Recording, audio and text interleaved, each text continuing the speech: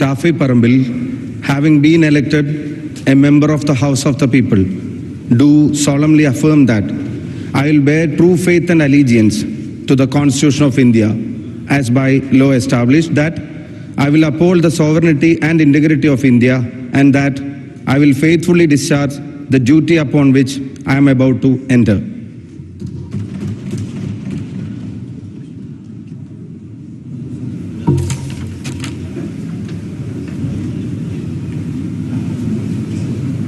Shri M.K. Raghavan.